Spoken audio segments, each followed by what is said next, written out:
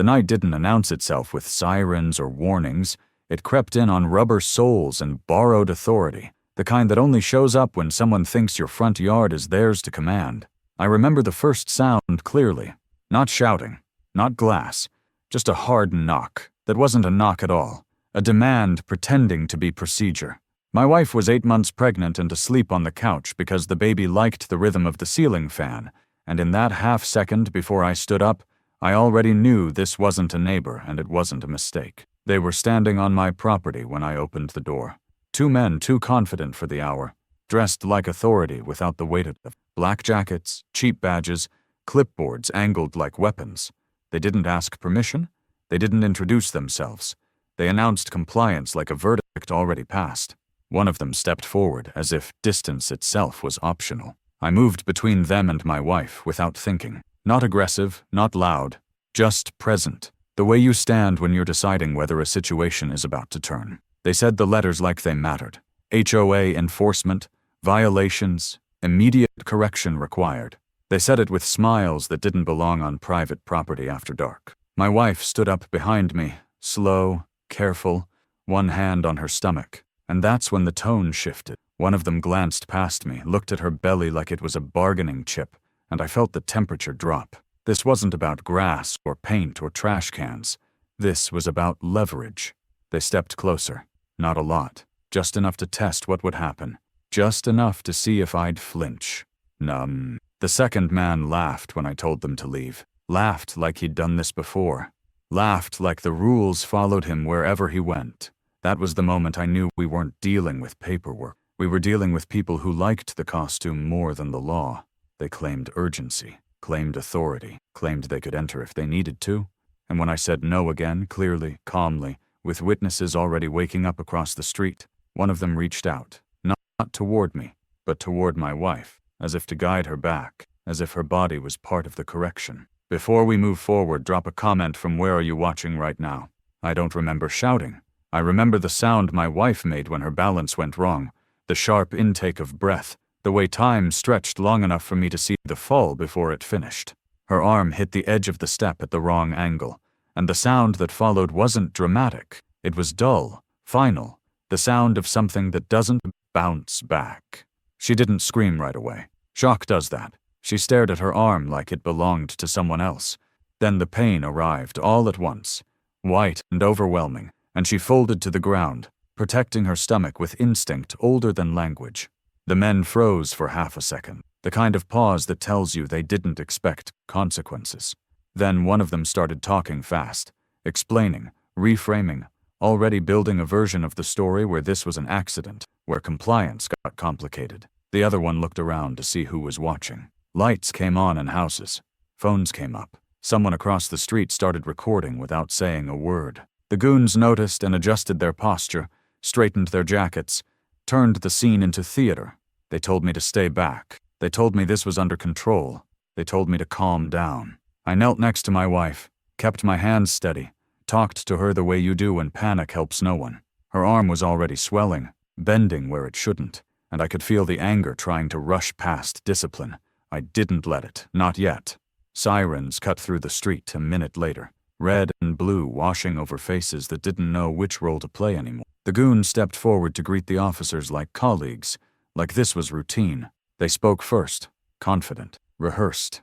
HOA enforcement, resident noncompliance, unfortunate incident. The officers looked at my wife on the ground, then at me, then back at the men with badges that didn't quite convince. Confusion settled in, the dangerous kind, the kind where the loudest voice can win if no one interrupts it. I said very little. I pointed once. I answered questions directly. I didn't argue. I watched the goons try to control the narrative, watched them gesture, watched them emphasize rules over injuries. One of them even suggested my wife had stumbled on her own. The paramedics arrived and took over, professional, fast, cutting through the noise. They splinted her arm, loaded her onto the stretcher, asked questions that mattered. The baby's heartbeat was strong. That fact anchored me. Everything else became secondary. As they wheeled her toward the ambulance, one of the goons tried to hand an officer a stack of violation notices like they were evidence of guilt. That's when I understood the full scope of what they thought they were doing. This wasn't enforcement that went too far. This was intimidation that assumed immunity. The officers separated us. Statements were taken, names were written down. The goons kept talking. I let them. Every word they said was another brick in a structure they didn't realize was being built around them. A neighbor came over and quietly told one of the officers they had video. Another neighbor nodded and said they had audio. The confidence on the goons' faces thinned just a little, like ice under pressure. At the hospital, while my wife was being examined and the baby monitored, I sat in a plastic chair and replayed the moment over and over, not with rage, but with clarity. They had crossed from nuisance into violence. They had crossed from rules into crimes, and they had done it in front of witnesses, cameras, and timestamps they couldn't erase. This wasn't going to end with an apology or a fine. This wasn't going to be loud or impulsive. It was going to be methodical. By the time the doctor confirmed the fracture and assured us the baby was safe, I had already decided how this would unfold. Not revenge. Resolution. Not shouting. Exposure. The men who thought they could walk onto my property and touch my family had no idea they had just triggered a sequence they couldn't stop. They thought the night ended with an ambulance and a report. They were wrong. The power trip had only just begun to collapse, and they didn't know it yet. The house was supposed to be the quiet part of our lives.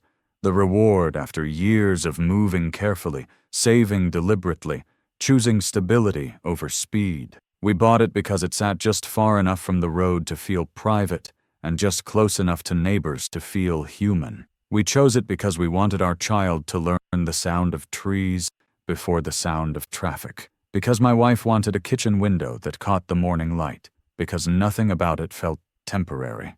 The HOA paperwork was thick, but unremarkable. The kind of administrative noise everyone tells you not to worry about. Pages of language that promised community standards and shared responsibility. Words that sound harmless until they're put in the hands of people who confuse control with order. At the time, it felt like a small price for a neighborhood that looked settled and predictable. I wasn't new to rules. I wasn't someone who bristled at structure. I followed procedures for a living, understood chains of authority, understood what real enforcement looked like and what it didn't. That was why the early letters didn't alarm me. They were petty, irritating, but manageable. A note about trash bins being visible too long. A reminder about parking alignment, the kind of things you correct and forget. My wife laughed about them at first, joked that some people just needed hobbies. She was already talking to the baby, already planning the nursery, already living in a future that felt solid. We didn't realize that to someone else, that calm looked like an opportunity. The HOA president had a reputation, but reputations in neighborhoods travel quietly, half-formed, softened by politeness. People said she was strict. People said she cared a lot. No one said she enjoyed the imbalance. No one said she liked watching people comply. Those details only emerge when it's too late. Meetings were short and staged. She sat at the front, voice measured, language polished, presenting herself as the guardian of property values. She talked about standards like they were morality. She talked about enforcement like it was service. And people nodded because nodding was easier than challenging someone who'd been there longer than you. I noticed patterns before I noticed intent. The same houses cited repeatedly. The same families mentioned in passing. People who worked odd hours. People who didn't socialize much. People who didn't push back. Compliance didn't stop the letters. It invited more of them. That was the first sign something was wrong. The shift came when the enforcement firm appeared on the agenda. It was framed as support, as relief for the board, as a way to professionalize compliance. She said it with a smile that suggested this had already been decided. The vote was procedural. The outcome was not. The men showed up the following week, not uniformed in any official sense, just branded enough to confuse at a glance. They walked the neighborhood like it belonged to them, measuring, pointing, lingering. They knocked on doors without announcing names. They stood too close when they spoke. They used phrases like corrective action and non-compliance penalties, like cudgels. That was when the letters stopped being about property and started being about pressure. The timing was deliberate. Early mornings, late evenings, Moments designed to catch people alone. Moments designed to test reactions. I started documenting quietly. Dates, times, language used, where they stood, who witnessed what. Not because I planned a fight, but because experience had taught me that stories change unless you anchor them. Power relies on ambiguity. Precision removes it. My wife felt the shift before I did. Stress changes the air in a house. She slept lighter. She checked the window more often. She asked questions that weren't about paint colors anymore. I told her we were fine, and at the time I believed it. The first direct confrontation happened over something insignificant. A misplaced container. A deadline that hadn't existed the day before. One of the men smiled when he explained the fine. Smiled like it wasn't about the money. Smiled like it was about watching someone swallow anger. I corrected the issue immediately. The follow-up notice still came. That was the confirmation. This wasn't enforcement. This was conditioning. Neighbors started sharing stories in fragments. Quiet conversations at mailboxes. Half-sentences about those guys and that tone. No one wanted to be the loudest voice. Loud voices attract attention. Attention had become dangerous. I didn't tell my wife everything I was noticing. Not because I wanted to protect her, but because I was still calibrating. Escalation is a choice, and I wasn't ready to choose it without understanding the board. The enforcement visits became more frequent, the language more aggressive. Warnings replaced reminders, threats replaced warnings. And still, the HOA president remained publicly distant, always speaking in generalities, always plausible in her deniability. That's how power positions itself. One layer removed, one step back from the mess. Clean hands, dirty outcomes. The night they showed up at our door wasn't random. It followed weeks of pressure, weeks of testing boundaries, weeks of seeing how far they could go without resistance. They thought they'd mapped us. They thought we were predictable. They were wrong. By the time my wife was loaded into the ambulance, the backstory wasn't something I needed to revisit. It had already served its purpose. It explained the behavior. It established the pattern. It proved intent. And intent changes everything. The deeper I looked, the clearer the machinery became. This wasn't chaos. This wasn't overzealous enforcement drifting off course. It was a system designed to grind quietly, to apply pressure without fingerprints, to escalate without accountability. The HOA wasn't a community body anymore. It was a hierarchy, and at the top sat a power-drunk board that had learned how to weaponize paperwork, proximity, and fear. The president never appeared with the goons.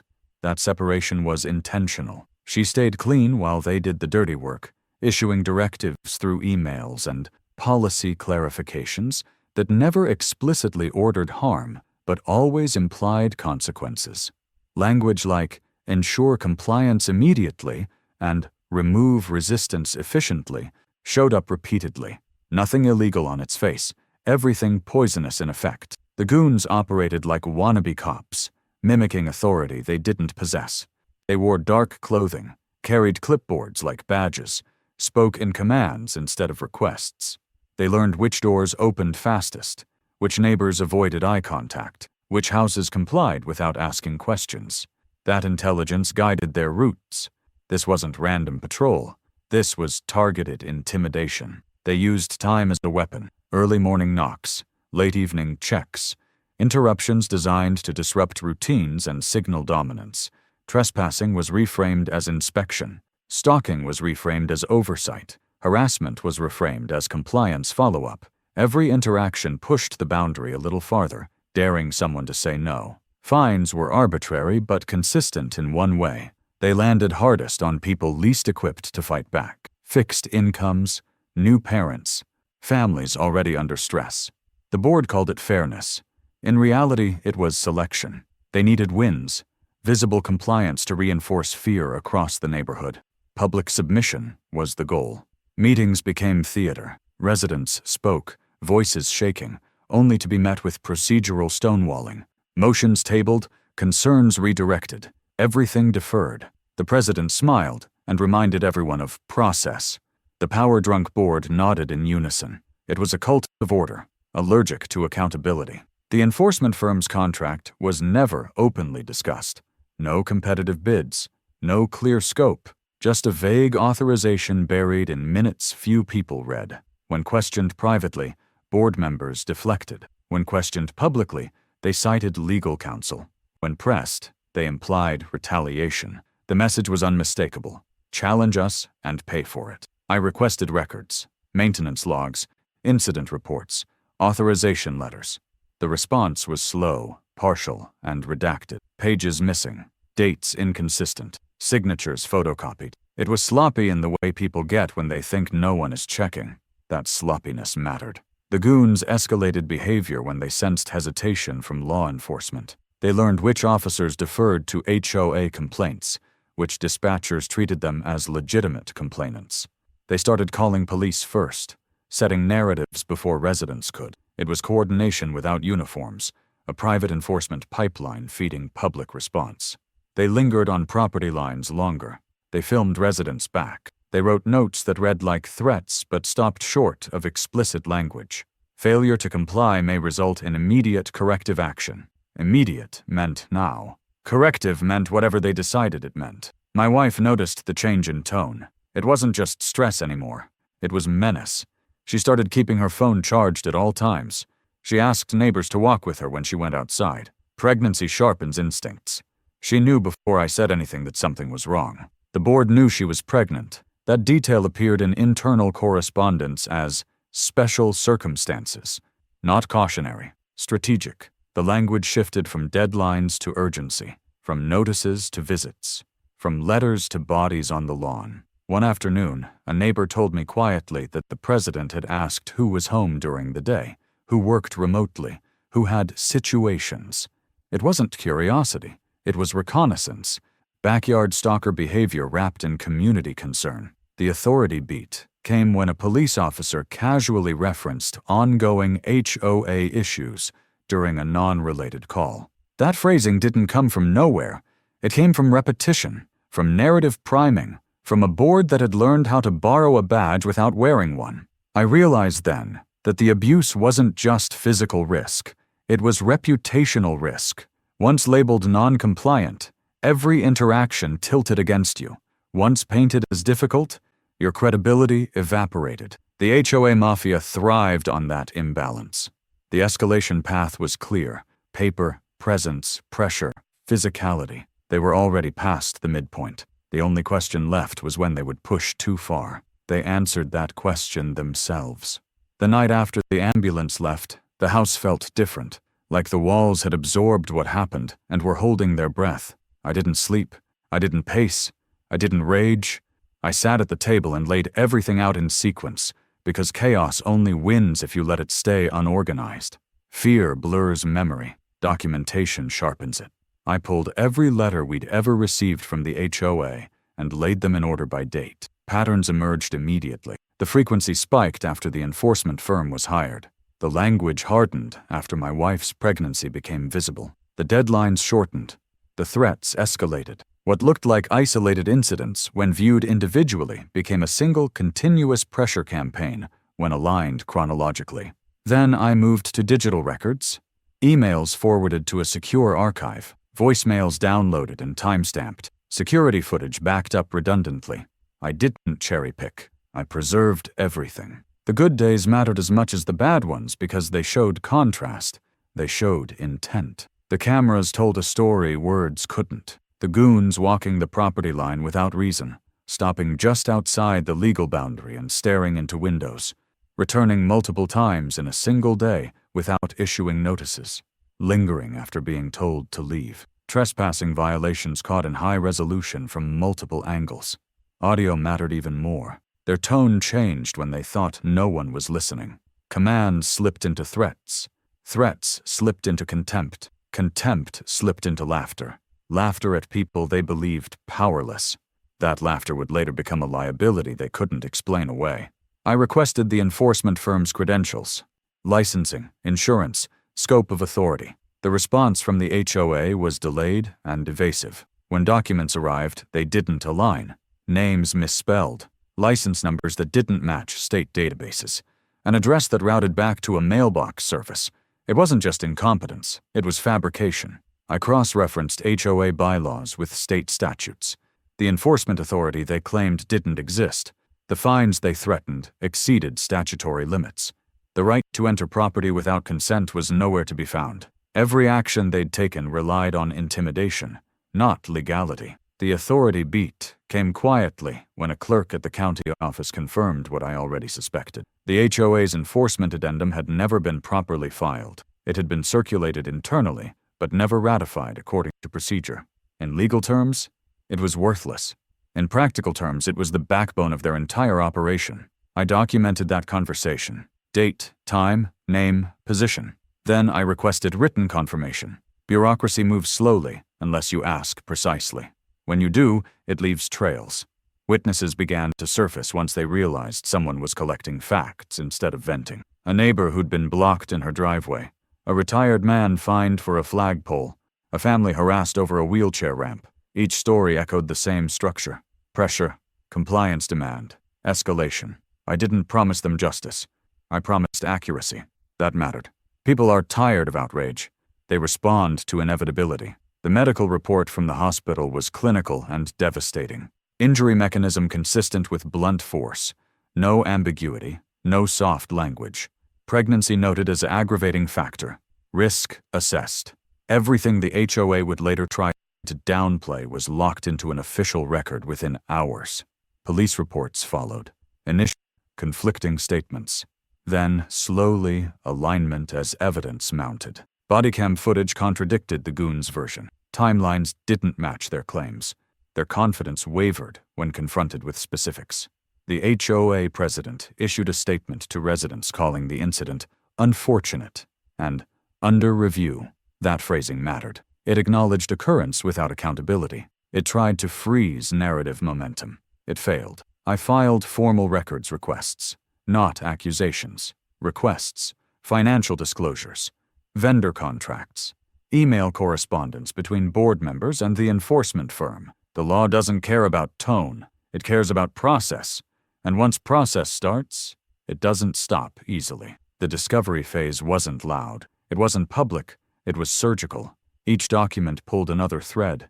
Each confirmation narrowed the space where denial could live. The board began to fracture. Silence replaced solidarity. Replies stopped, including everyone. The final piece came when a former board member reached out anonymously. Fearful, careful, willing to talk. They confirmed what the documents implied. The enforcement firm had been hired precisely because it would push harder. Those words were used.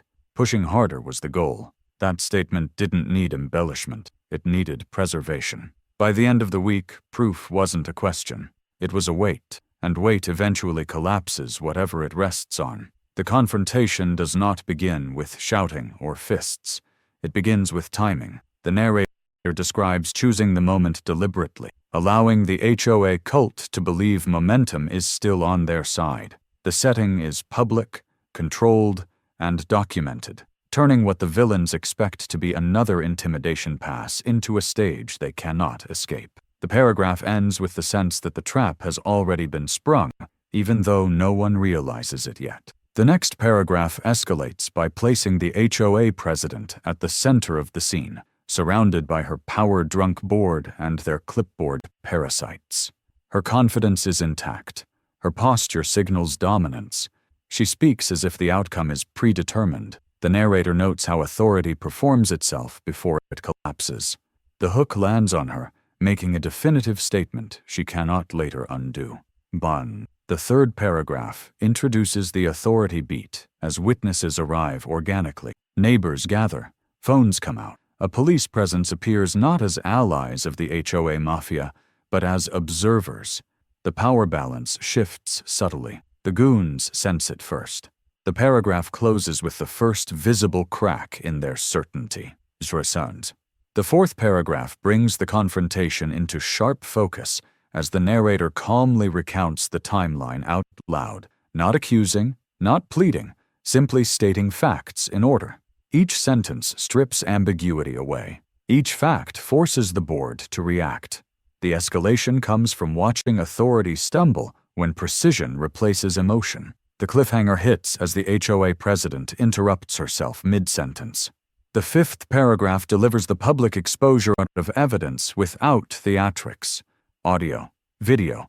Documents referenced, not yet played. The narrator makes it clear that denial is still an option, but only briefly. The humiliation payoff is deferred, tightening tension. The paragraph ends with the HOA president choosing arrogance over silence. The sixth paragraph marks the villain behavior upgrade.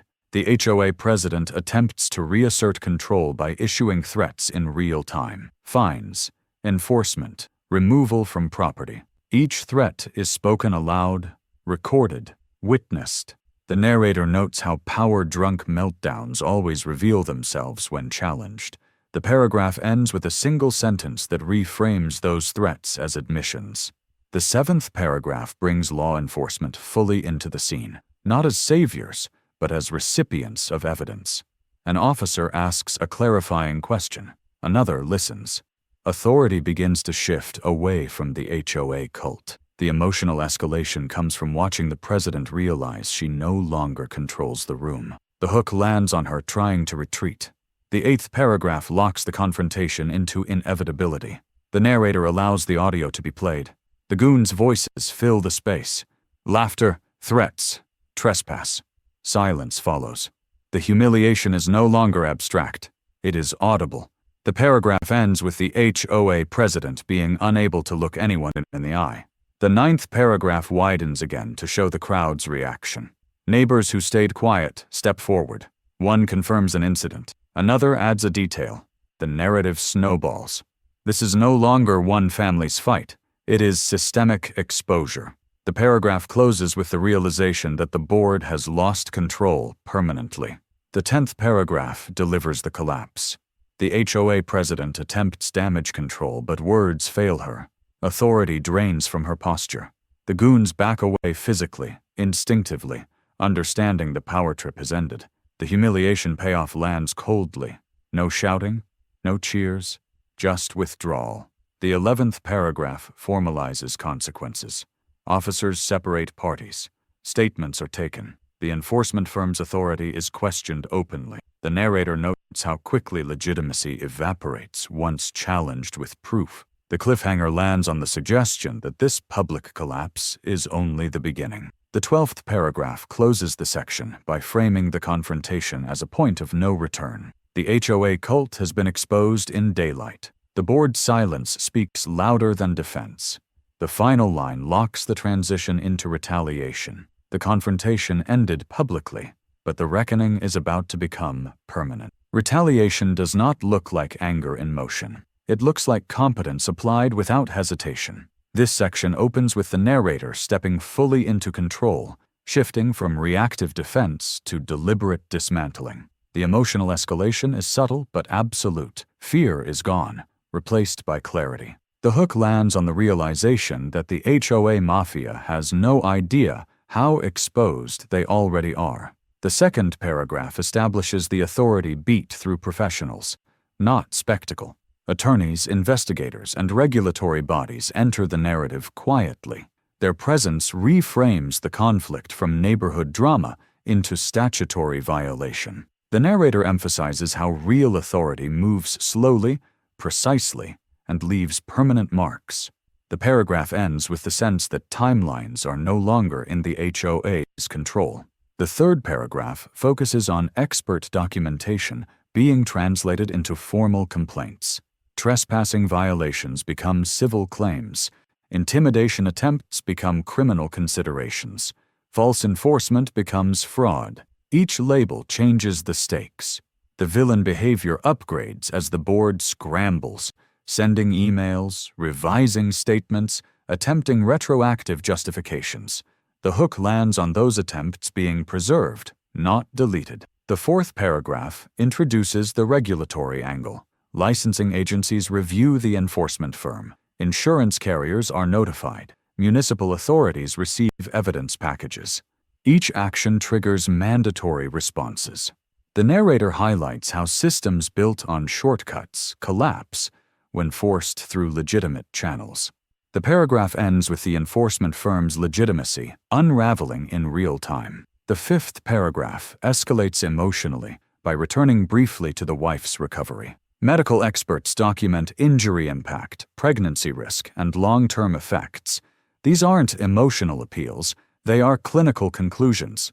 The narrator contrasts the HOA's casual violence with the gravity of expert testimony. The hook lands on the word negligence entering official records. The sixth paragraph tracks the board's internal collapse. Resignations whispered, emergency meetings called and cancelled, legal counsel changes midstream. Each move signals panic. The power-drunk board fractures as self-preservation replaces loyalty. The narrator observes without intervening, letting pressure do the work. The paragraph ends with the president isolated. The seventh paragraph brings in financial scrutiny as an authority beat. Contracts examined, payments traced. The enforcement firm's invoices reveal irregularities, overbilling, duplicate charges, funds routed through shell entities. The HOA's paper shield disintegrates under audit. The hook lands on the realization that this goes beyond harassment. The eighth paragraph shows the goons' retreat turning into self-protection. Statements change. Cooperation begins. Blame shifts upward. The narrator notes how quickly loyalty evaporates when consequences appear. The humiliation payoff starts quietly, as the very people used as tools now become liabilities. The ninth paragraph escalates with formal notices served, cease and desist orders, temporary injunctions. The HOA's ability to enforce anything is suspended. The narrator frames this as power being switched off, not argued away. The paragraph ends with the president receiving documents she cannot ignore. The 10th paragraph captures the emotional inversion. The narrator remains calm. The HOA president shows strain. Her language becomes defensive. Her authority evaporates publicly and privately. The hook lands on her attempting one final intimidation that fails instantly. The 11th paragraph delivers the expert culmination. Depositions scheduled, timelines locked, evidence indexed. This is not revenge, it is process. The narrator emphasizes that once this phase begins, outcomes are procedural, not personal. The paragraph ends with inevitability. The 12th paragraph closes section 6 by making the retaliation unmistakable. The HOA mafia is no longer acting, it is responding. The narrator states plainly that the system they abused is now the system dismantling them. The final line signals transition. Expert retaliation is complete, and total victory is approaching. Victory does not arrive with applause. It arrives quietly, wrapped in official envelopes and calendar notices, carried by people who speak in measured tones and never raise their voices. The section opens with the narrator observing the aftermath not as celebration, but as confirmation. The HOA cult no longer sends letters. The goons no longer patrol. The neighborhood is unnervingly silent, and that silence is not peace yet, but absence of threat. The authority beat lands through final determinations. Orders are issued, findings are published. The enforcement firm is stripped of any remaining claim to legitimacy. License is revoked, insurance voided. The HOA's enforcement authority suspended pending restructuring. These aren't opinions, they are outcomes. The narrator notes how quickly fear dissolves once its source is cut off. The emotional escalation is restrained and deliberate. The wife recovers slowly, methodically, surrounded by professionals who document every detail. The unborn child is monitored. Reports conclude risk was introduced by reckless conduct. Those words carry weight. They appear in places the HOA president cannot edit. The narrator does not dwell on pain. He acknowledges it and moves forward. The villain behavior upgrades one last time into collapse. The president attempts to salvage reputation, issuing statements about misunderstandings and regret. No one responds. Board members resign. Meetings are canceled indefinitely. The HOA mafia dissolves into fragments, each trying to distance themselves from the record. The humiliation payoff is complete. Not one of them can look anyone in the eye. The community begins to reassemble without direction from above. Neighbors speak openly now. Stories are shared without whispers. The fear that kept doors closed lifts. This is not reconciliation. It is relief. The narrator observes it without sentimentality. Systems that rely on intimidation fail when light becomes constant. The final legal closures arrive without drama. Settlements reached. orders enforced, restrictions placed. The narrator notes that no speech could have achieved what process accomplished. The power trip ended instantly, not with noise, but with enforcement redirected at its source. There is no moral lesson offered, no speech about standing up or fighting back. The narrator simply states facts. Abuse of authority met with accountability. Home invasion behavior exposed and neutralized. Trespassing violation answered with consequence. That is all. The last paragraph returns to the house. Morning light through the same kitchen window. The wife resting. The future intact. The narrator stands at the property line once crossed without permission and watches nothing happen. No footsteps, no clipboards, no threats. Just space reclaimed. They backed off the property without a single word.